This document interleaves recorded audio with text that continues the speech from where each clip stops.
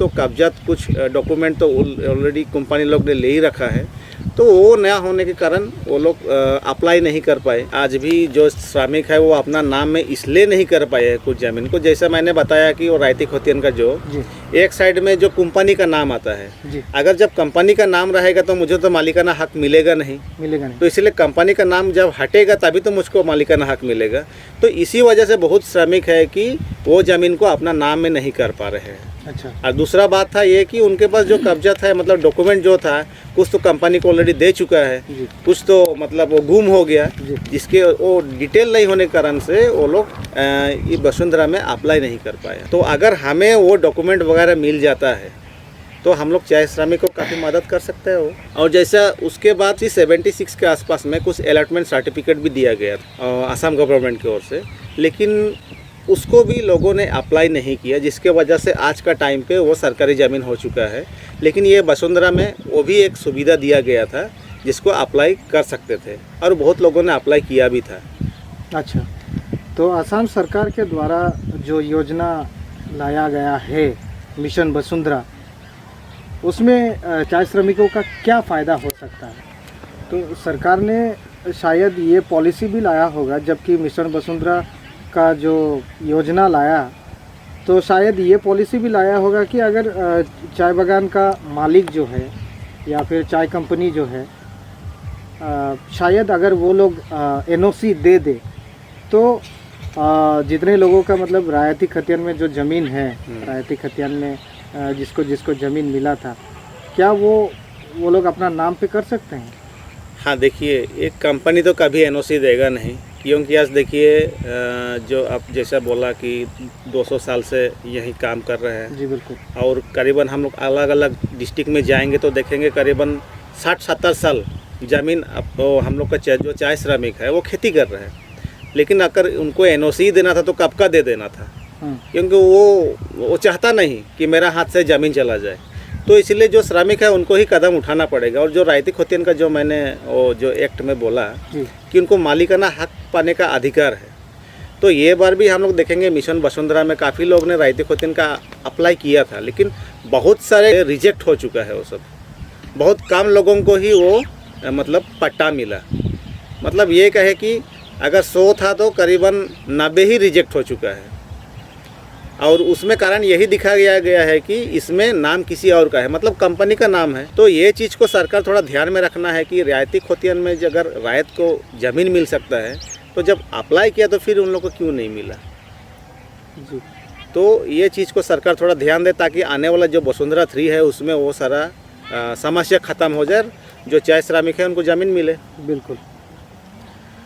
जो चाय श्रमिक चाय बागानों में रह रहे हैं उनको ज़मीन दिलाने के लिए क्या योजना या फिर आप क्या सुझाव देना चाहते हैं?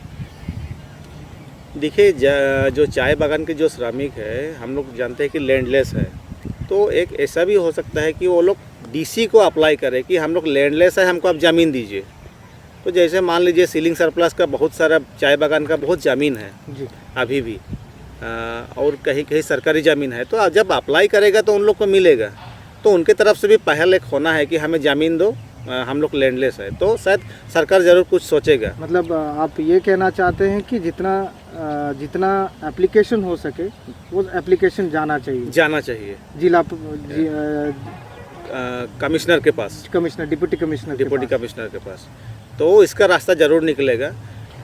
जो चाय श्रमिक चाय बागानों में रह रहे हैं उनको ज़मीन दिलाने के लिए सरकार ने क्या क्या योजना लिया है, या फिर आप क्या सुझाव देना चाहते हैं इस विषय पर? देखिए, अभी जो लैंडलेस श्रमिक है वो लोग तो एक ही रास्ता है कि जो डिस्ट्रिक्ट कमिश्नर है उनको ज़्यादा से ज़्यादा एप्लीकेशन करे कि हम लोग लैंडलेस है, हम लोग को ज़मीन चाहिए। तो देखिए, बहुत सारा चाय बागान में सीलिंग सरप्लस का बहुत ज़मीन अभी भी है और सरकारी ज़मीन भी है। अगर सरकार चाहेगा तो वो लोग को वहाँ वो जो सीलिंग सरप्लस ज़मीन हो या सरकारी ज़मीन कहीं है तो वहाँ दे सकते हैं उन लोग को। तो लेकिन श्रमिक लोगों से भी पहल होना चाहिए, एप्लीकेशन होना चाहिए। दूसरी बात है, ये जो मिशन वसुंधरा 2 आया था 2.0, उसमें भी सीलिंग सरप्लस एंड खास लैंड का सेटलमेंट के लिए मतलब एक सुविधा आया था। अच्छा। तो बहुत डिस्ट्रिक्ट के श्रमिक लोग ने अप्लाई किया, ओके। लेकिन कुछ वहाँ प्रॉब्लम था, जैसे कि नॉट इन पोजीशन था या कहीं डिस्प्यूट चल रहा है। तो ऐसा कुछ प्रॉब्लम होने की वजह से बहुत सारा एप्लीकेशन रिजेक्ट हो गया। तो अभी मैं आपको एक चीज़ बताना चाहूँगा। मैं पिछले महीने शायद मैं चोराईदेव डिस्ट्रिक्ट गया था, तो वहाँ करीबन एक कानूबाड़ी बोल के जगह है।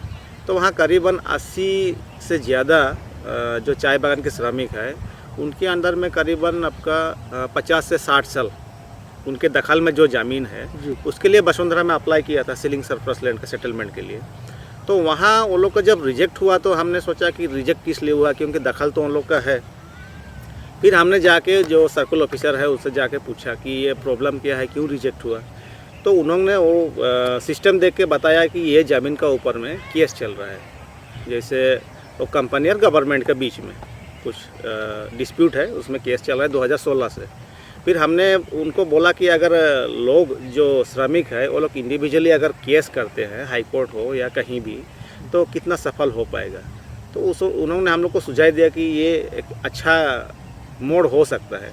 तो मान लीजिए कि अगर अभी जो ज़मीन हम लोग का श्रमिक के कब्जे में है और वो ज़मीन का डॉक्यूमेंट नहीं है, लेकिन कब्जा तो है, खजना हमने दिया है, तो खजना भी एक डॉक्यूमेंट ही होता है वो। अच्छा। क्योंकि एक ज़मीन का मैंने रिवेन्यू दिया है तो डॉक्यूमेंट है, गवर्नमेंट डॉक्यूमेंट। तो अगर कंपनी अगर एनओसी नहीं देता है तो श्रमिक अपने आप वो कोर्ट में अपील कर सकता है, क्योंकि वो 40-50 साल से तो वहाँ वो खेती कर रहा है। और दूसरे बात हो गया सीलिंग लैंड का जो एक्ट है, उसमें भी कुछ ऐसा कहा गया है कि जो ज़मीन में जो एंसेलरी पर्पस के अलावा जो ज़मीन है उसमें अगर चाय खेती नहीं कर रहा है तो ज़मीन को सीलिंग में कन्वर्ट करके जो वर्कर है उनको दिया जा सकता है, बोल के लैंड पॉलिसी 2019 में ऑलरेडी लिखा हुआ है। बिल्कुल। तो ये कुछ चीज़ें हैं, कुछ एक्ट का सपोर्ट है और ये पॉलिसी का सपोर्ट है। तो अगर श्रमिक चाहे तो हाई कोर्ट में अपील करके वो अपना नाम में पा सकते हैं। और हम आशा करते हैं कि कोर्ट जजमेंट ऐसा दे, क्योंकि ये लोग का वैसे भी लैंडलेस है, ज़मीन तो है नहीं, जो ज़मीन है उससे मिल जाए। अगर कल बगान बांध हो जाता है फिर तो ये श्रमिक के लिए प्रॉब्लम होगा। तो ये कुछ रास्ता है, कुछ नहीं तो कोर्ट में अपील करें। हम तो वही लास्ट में बोलेंगे कि वो एक ऐसा जगह है जहाँ लोगों को इंसाफ मिलता है। बिल्कुल। तो चाय बागान के श्रमिकों का समस्या है, उसको समाधान करने के लिए सामाजिक संगठनों का क्या दायित्व है या फिर होना चाहिए? देखिए, ये जो हम लोग का सामाजिक जो संगठन है उनका तो बहुत बड़ा दायित्व है, क्योंकि अभी देखिए ये श्रमिक सुबह 6 बजे को काम पे जाते हैं, फिर शाम को 4 बजे आते हैं। फिर वो तो कभी तहसीलदार के ऑफिस में जाना मुश्किल है, क्योंकि उन लोग के जो दिन हजीरा है, दिहाड़ी है, वो भी काफ़ी कम है। अगर एक दिन नहीं जाएगा तो वो भी लॉस हो जाएगा। तो इसमें सामाजिक जो संगठन होते हैं, जैसे स्टूडेंट ऑर्गेनाइजेशन हो या कोई NGO हो या कोई दूसरा संस्था हो, तो वो काफ़ी मदद कर सकते हैं। लेकिन सबसे पहले उन लोग को ये करना होगा कि हर एक बागान में जितना भी लैंडलेस जो श्रमिक है उनके एक डिटेल बनना पड़ेगा कि किस चाय बागान में कितना लैंडलेस लोग रहते हैं। अच्छा। और किस बागान के किन किन श्रमिकों के ज़मीन है जिस ज़मीन का डॉक्यूमेंट नहीं है, मतलब सीलिंग सरप्लस जो उनके अंदर में दखल है उसका ज़मीन है। तो ये 2 चीज़ हम लोग को निकालना पड़ेगा, डिटेल सर्वे करना पड़ेगा। सर्वे करना पड़ेगा।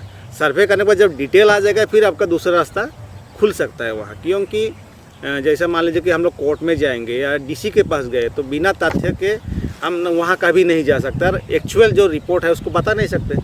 तो इसलिए सबसे पहले तो ये जो स्टूडेंट ऑर्गेनाइजेशन हो, जो NGO हो, एक सर्वे होना चाहिए। जैसे 800 से ज़्यादा बागान है और हर एक बागान के चाय श्रमिक को अगर डिटेल निकल जाता है फिर तो आगे वो ज़मीन इनको देने के लिए ज़रूर कुछ ना कुछ रास्ता निकलेगा।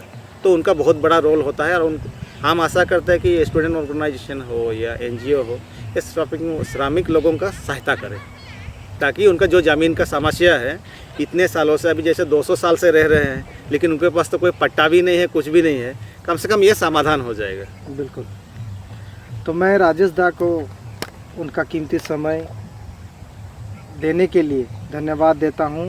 जय जोहार। और साथ ही जो सुझाव एवं परामर्श उन्होंने बताया और ख़ासकर हमारे सामाजिक दल संगठन ACMS सरकार की भूमिका के बारे जो भी बताया है, सभी के लिए उनको और आप दर्शकों को धन्यवाद देते हुए आप सभी से विदा लेता हूँ।